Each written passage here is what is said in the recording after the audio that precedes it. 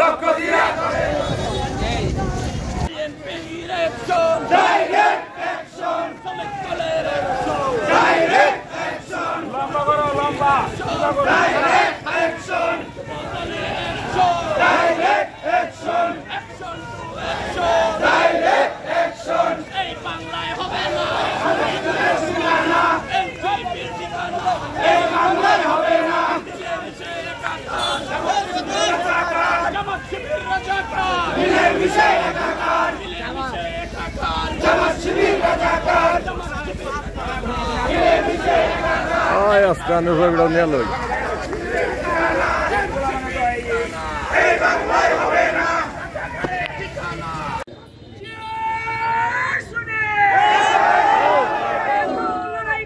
বিহার সৈনিক জিয়া সারা বাংলা কে বলে রে জিয়া নাই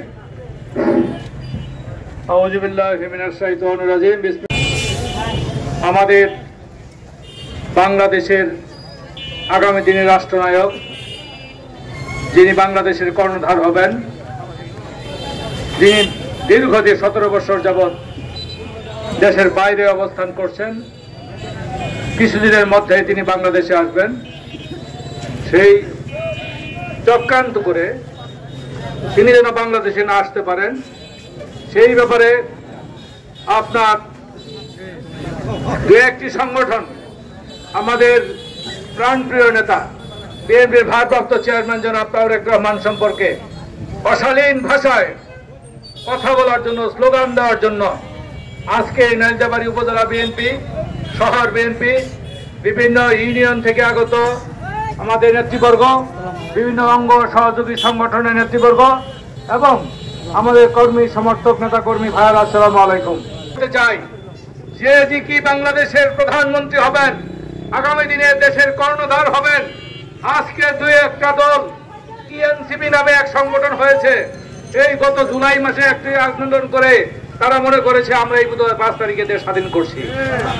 আসলে 17 বছর বিএনপি তার সমমনা দল নিয়ে আন্দোলন করার মধ্য দিয়ে এই জুলাই মাসে সেই আন্দোলনের বিস্ফোরণ ঘটিয়েছে এই সকল রাজনৈতিক সংগঠন।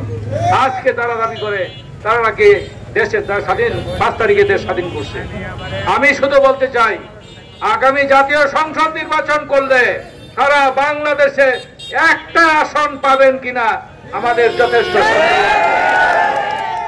জামাতের ভাইরা, আপনারা এক সময় বিএনপির ঘাড়ে পাড়া দিয়ে, এক সময় আওয়ামী লীগের ঘাড়ে পাড়া দিয়ে ভর করে আপনারা আপনাদের দলকে মজবুত করার চেষ্টা করেছেন। এখন ভাবছেন দেশে আওয়ামী লীগ নাই, এখন আপনারা মনে করছেন যে আপনারা বিশাল কিছু। আপনাদের সংগঠন থেকে আগামী নির্বাচনে কোন জায়গায় নাকি আপনারা বলেও থাকেন যে আমরা সরকার গঠন করব। এটা কি বিশ্বাসযোগ্য কথা? কোনোদিনও হবে না, কোনোদিনও হবে না। বিএনপি বাংলাদেশের সর্ববৃহৎ সংগঠন, বিএনপি বাংলাদেশের সকল মানুষের হৃদয়ের সংগঠন, বিএনপি বীর মুক্তিযোদ্ধা, স্বাধীনতার ঘোষক রাষ্ট্রপতি মরহুম শহীদ রাষ্ট্রপতি জিয়াউর রহমানের সংগঠন, আমাদের প্রাণপ্রিয় নেত্রী গণতন্ত্রের মা বেগম খালেদা জিয়ার সংগঠন, ভারপ্রাপ্ত চেয়ারম্যান জনাব তারেক রহমানের সংগঠন। সুতরাং এই বিএনপি ব্যতীত বাংলাদেশ চলবে না। বাংলাদেশের শাসন বিএনপি করবে ইনশাআল্লাহ। এবং তারেক রহমান স্পষ্টভাবে বলেছেন, আমরা ক্ষমতায় যাওয়ার জন্য আমরা আন্দোলন করি নাই, আমরা এদেশের মানুষের গণতান্ত্রিক অধিকার, জনগণের ভোট আমরা ফিরিয়ে দেওয়ার জন্য আমরা আন্দোলন করেছি। যে কারণে 5 তারিখে নতুন করে দেশ স্বাধীন হয়েছে। জনগণ যদি ভোট দেয়, জনগণ যদি বিএনপিকে ভোট দেয়, তাহলে বিএনপি ক্ষমতায় যাবে।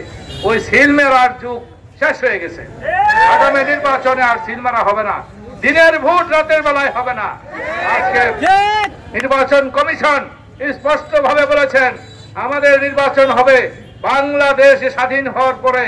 এই ধরনের নির্বাচন আর কোনোদিন হয় নাই। ওই নুরুল হুদা, আব্দুল আওয়াল, যাকে ইয়াকুব নামে চিহ্নিত করা হয়েছে, তাদেরকে গ্রেফতার করা হয়েছে।